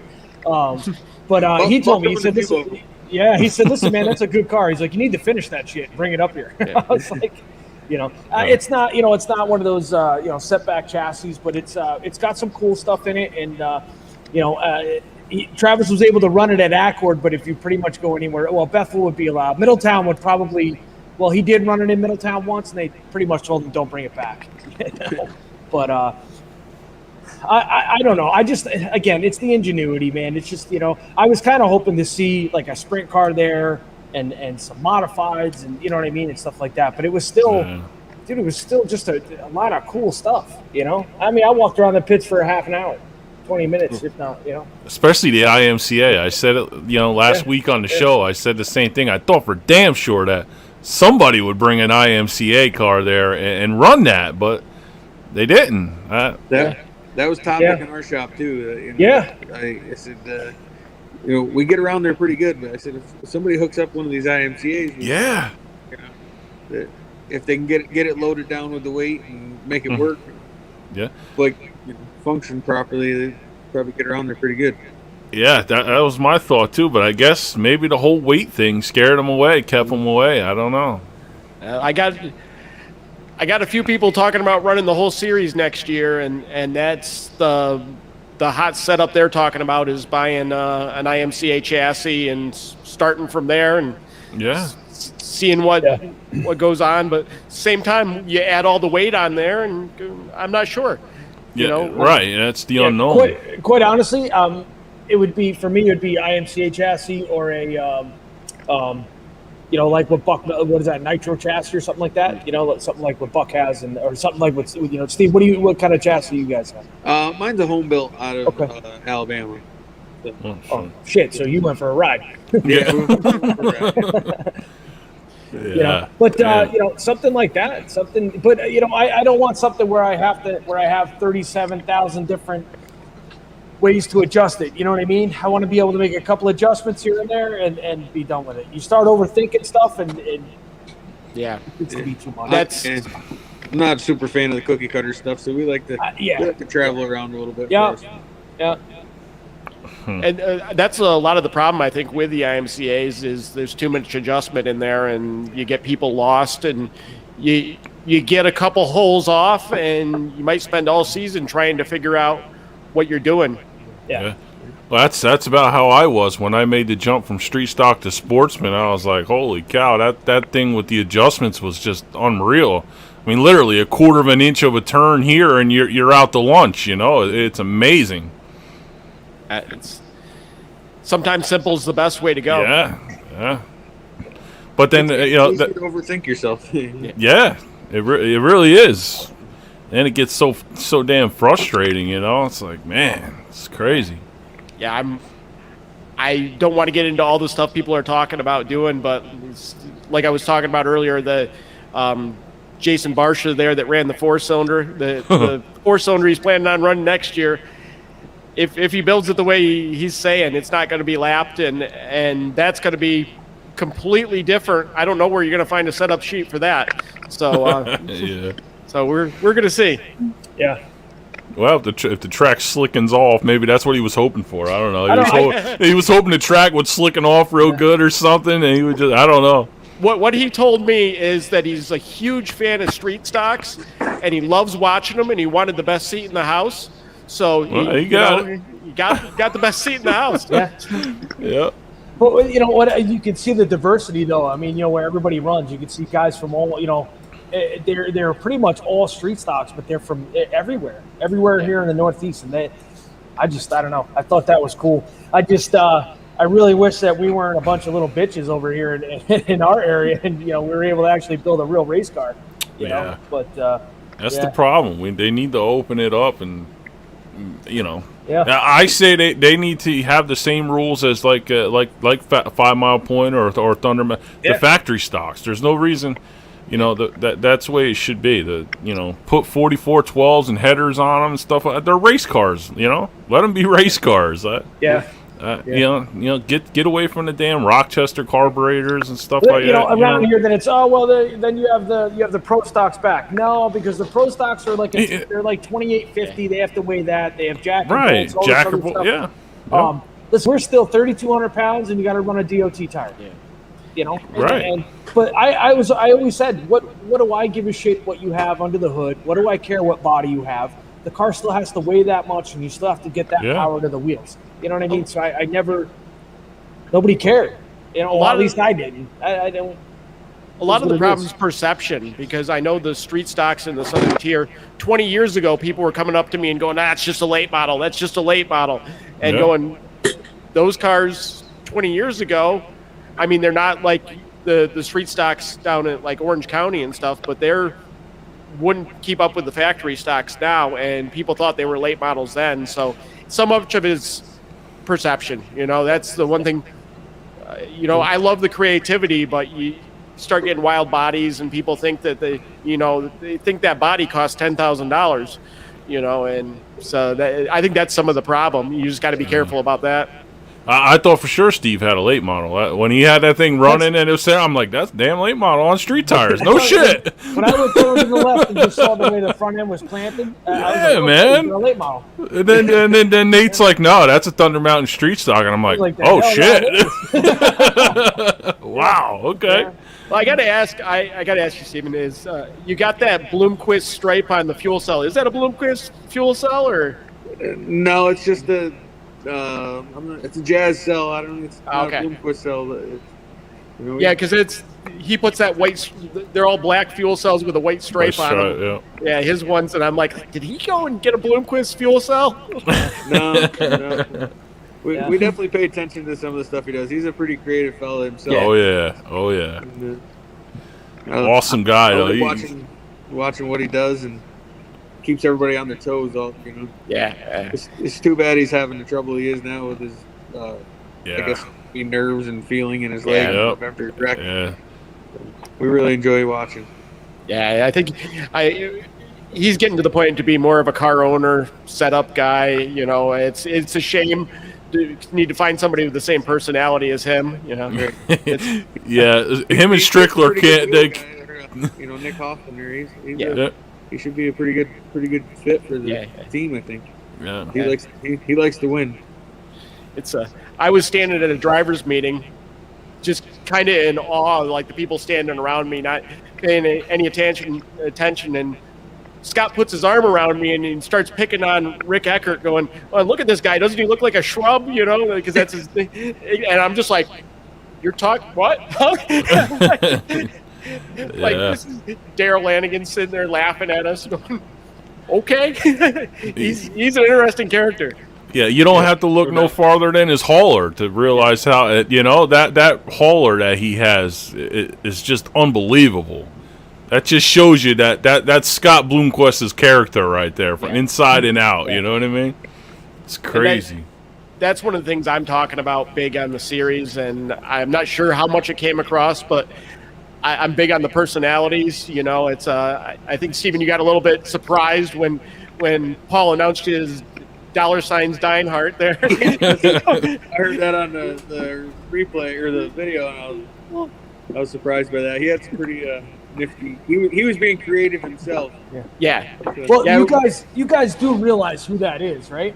So if you've been around dirt racing as long as I have, in the '90s when dirt, Drivers Independent Racetrack, Glenn Donnelly, all them guys, when that was really big, they used to have a TV show every week. It was called This Week on Dirt. This Week on Dirt, yeah. And Paul Smalls was one of the pit announcers, if not the pit announcer. He used to be known as Cowboy Paul Smalls. Yeah. And dude, he's an extremely famous guy. And when he showed up to Bethel last year, the year before, I'm standing there and I'm looking. I'm like, man, I know him, but I can't place the face. Then we got to talking, and I was like, holy Christ, I know who you are. So as a kid, it was like, you're watching this guy. And I even said to him, I was like, dude, I always wonder what the hell happened. You watch MAV TV and stuff, and I'm like, he's got to be on here somewhere. He was that good, that good of, you think of announcers, you think of, for me anyway, it's Timmy Pitts, what's his name there from the Valley? Jesus Christ, I always forget his goddamn name. He's probably watching too. So Dan Martin. Yes, thank you. Dan Martin. Sorry, Dan. Yeah. But and then there's Cowboy Paul Smalls. You know what I mean? So. But, dude, you couldn't have asked anybody better to do that. Yeah, is he the original announcer at Thunder Mountain or no? Yeah, he's the regular announcer there. Oh, he does every Saturday. Yep. That man, I talk to him pretty much every time I'm around him, and he will announce anywhere. He's like, he's going, what tracks are running? I wonder if they want me to announce. Like, he'll travel 3-4 hours I know he's getting paid to do it, but he just loves it so much. And I know he came to Accord and was in the booth with us one night, and I was like, "Oh shit!" He just showed up for one of the earlier in the race in the year races. Last year, Eastern States, he was in the booth with Timmy Pitts and myself, and all of a sudden, I just realized that I was sitting in between. I have a picture of it. I was sitting in between two freaking legends in the announcing business, and good dude. Good I know when he was leaving leaving yesterday. The last thing he said, he's like, I got a notebook full of notes for you. Give me a call later in the week. So I'm not sure what all he's got in his notebook, but he's going to have some feedback on this. And Yeah, dude, No. he's definitely a guy to listen to. Like I said, yeah. he was a big part of the dirt motorsports back in the day, and with Glenn Donnelly and all them guys. Yeah. Yeah. So, Shit. you guys, it's getting to be close to my bedtime. Yeah. That's, Yeah, it's all right. Yeah. It was good. Good show. Good talking, though. Yeah, no, to throw it together at the last minute here, literally like about half an hour notice. Yeah, that was pretty good. So, yeah. it just So scrambling I around. apologize for being late. Didn't think we were having a show. I went for a run a little bit late, and then my daughter, she runs too. It was literally like 10 of Nate's like, Yeah. oh, I can get Steve. I'm like, all right, well, I guess we'll do it then. Yeah, absolutely. Shit, man. That's all right. It worked out good. And goddamn, we've been on here for an hour and 45 minutes. Yeah, nice. Nice. So And we still got people watching. That's the crazy part. good stuff. There's still a ton of people So on. everybody said yesterday, like, what the hell was all the donuts about? Because when the race was over, I said, listen, I was just happy I qualified and didn't die.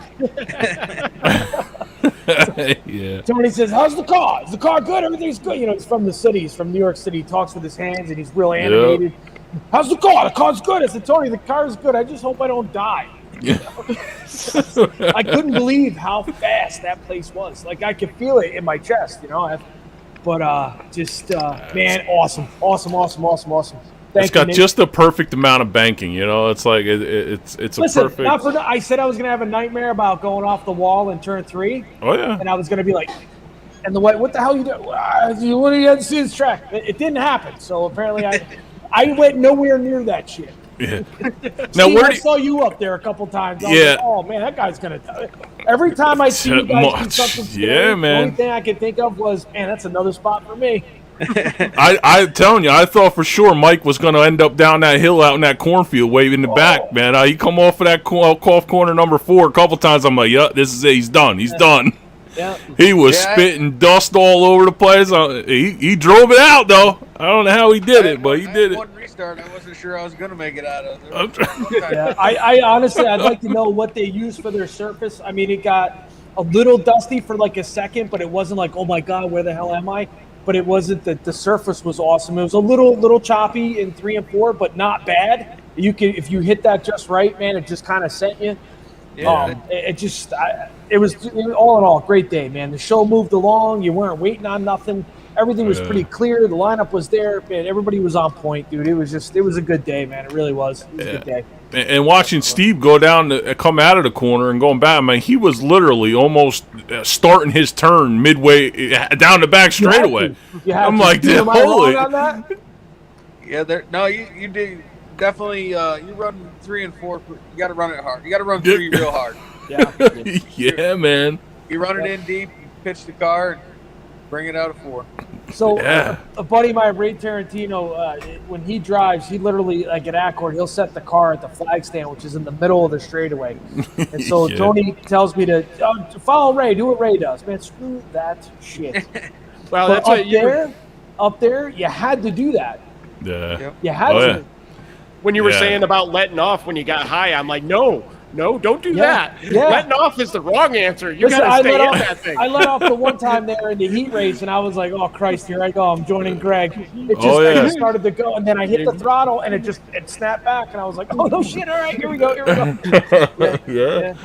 That's it. That's how Steve was So, every Nate, time. Walt just piped in. He said, "Can he pre-register for next year?" Listen, I'm with Walt. Yeah, I'll be setting up the registration for him here shortly. So, He's pissed off because I won the oil. yeah, it's because you won the oil. And the hard charge. There's something. Yeah, there is something wrong with that. There's something going on there. I'm with you, Walt. Conspiracy. Yeah. And Yeah. Steve's over there like, I don't give a shit. I want all the money. I was so annoyed because I was like, Jesus Christ! Here, Walt and I race together all the time, the local tracks around here, and it turned into a Walt and Joel Murph's goddamn show again. I was like, oh, here we go again, And then, so he had issues and all that other stuff, but dude, it was just a good time, really good race, and Listen, Steve, I'll see you again, man. I'll have something Good. for you. Yeah. I don't know about the car. I just meant this. I mean, I'll have one of these. Yeah, man. There we Oh, it go. was all good, dude. It was really good. It was awesome. It really Come was on up. awesome. I'll loan you a carburetor. You can run with us. You the There man. you Listen, I might take you up on that. So, but, That means you got to run up near the wall. listen, I got no issue with that. Yeah. Are they running you guys at the King of the Can? Yeah. Okay. Yeah. Oh yeah. They are. Did you guys go last year? Did you go to the King of the Can last year? Yeah, we won that. Yep. The King of the Can. King of For the Can. street Penn stock? Can. Yeah, street stock. Yeah, I won Yeah. that. So What the hell did I go to? I went to what race? You were in the factory stocks. I Yeah. went it- the night after, the night before. So Oh, yeah, it's a two-nighter, yeah. Okay. 2-night deal. Yeah. Okay. And so, Yeah. so you got to take him up on that. You run with the factory stocks with your setup on it, and next day throw his stuff on there and, Yeah, and listen, run we with the had street no stocks. business being on that track whatsoever. None. Yeah. Yeah. Well, I got some extra tires and a carburetor. Come on up. I was like, that's how the first time I took my street stock up there up to the. So I'm like, I didn't even want to bring it off the trailer. The guy next to me fired his. I'm like, I'm racing against that, really? Like, like, there's no sense even rolling it off the trailer at this point. Like, that was insane. I guess I should have read the rule book a little better. I don't know. Yeah, that's- Buck started his car and he's like, "Oh, it's just glass packs." So glass packs my ass. Yeah. I was like, oh my god. I Yeah. started mine. I was like, "How you like my 4-cylinder?" Beep, beep. That's about what it's like, too, man. All right, fellas, cool. listen, I'm Yeah. gonna run. The wife's yelling at me, so I gotta go. Yeah, it's bedtime. Yeah, but Steve, congrats again, man. Awesome, Thank awesome you. job, dude. Yeah. I'll race with you anytime, man. You ran us clean. That was great. It was awesome, and I was glad just to stay the hell out of your way. No, come on up. There's lots of tracks around here. We got Yeah, a big shop we work out of. sweet. We Absolutely. camp up at Thunder Mountain every weekend. So we How make the far? weekend How far are you guys from there, from Thunder Mountain? About 50 minutes. Yeah. Oh, that's not. We're bad. actually closer to you guys. We're at right off exit 84 off 17. Okay. Oh, okay. All right. Shit. Deposit. Deposit, yep. Oh shit, yeah. Yeah. That's not far from me at all. Actually, you go probably another hour from there, and that's I'm from there. Yeah, Westbrookville. Yeah. Okay. Just a little bit past Monticello. Yeah. Yeah. Okay. Just Just don't bring that cheater race car down this way. Oh Okay? hell no! Bring it down. Bring it down. Listen, I like watching the guys around here squirm when guys like you show up. I hear he's going to run the Enduros at Bethel. You know, I mean, Well, hell, I mean, I don't recommend that. well, I mean, by the scenes of it, I mean that car. I think it's legal for Bethel. Really, that's street stock Bethel. I mean, you could probably run that there. it's Not much. for 4 cylinders. For 4 cylinders. For anything, there is no holds barred there. No rules. Bring it. Bring it. You can raise it. Yep. What we like. There you go. Holy shit. Yes, it was Tommy. To answer your question, What's that? he asked if it was me at the 5 mile on the infield. Yeah. All right, so yeah. fellas. Again, Steve, thanks for coming on short notice, man. It was fun. Thank you guys.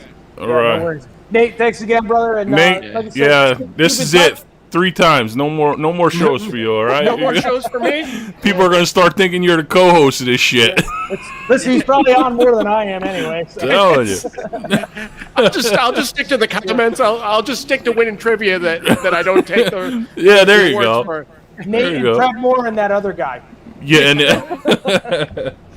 Tiny all right. dancer. Tiny dancer. Yeah. So, Nate, keep in touch, man. Definitely, we're on board, man. Whatever you need help with next year, dude, we're on board. We'd love to help you. Yeah, I had to take a little bit of a nap today, but tomorrow I'm going to get working on next year. So Yeah, dude, I did not make it to work today at all. See, must be nice. It is 100%. I work for the government. Oh, so shit. I can't say the same. Nate, Yeah. I was on my way home from work and Nate was texting. Nice. he was saying he could have been on at 7. Like, nah, I'll give you a half an hour to like Yeah. take a crap and. He's giving me a little break anyway. That's cool. All right, fellas. All right, man. We'll see you. Listen, guys. Thank support your you. local Thank you. racetrack. If you're on social media and running your mouth, you're part of the damn problem. Yes, sir. Facts. Take care. Take care, man. Thanks. Have a good night.